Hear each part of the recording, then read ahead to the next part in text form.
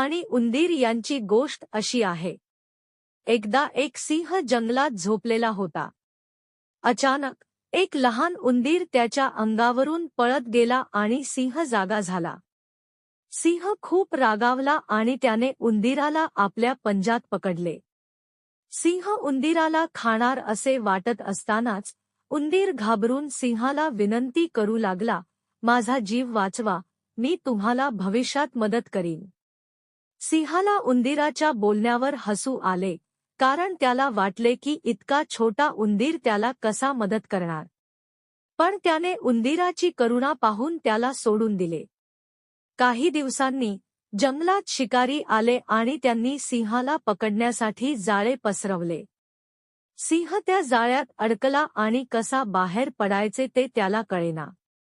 सिंह जोरजोराने गर्जना करू लागला.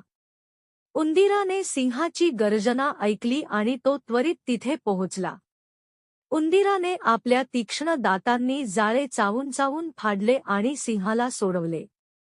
सिंहाने उंदीराचे आभार मानले आणि त्याच्या धाडसाचे कौतुक केले. या गोष्टीचा धडा असा की कुणालाही कमी लेखू नका. प्रत्येकजण कधी ना कधी उपयोगी ठरू शकतो आणि मदतीचे हात कुठून मिळतील हे सांगता येत नाही.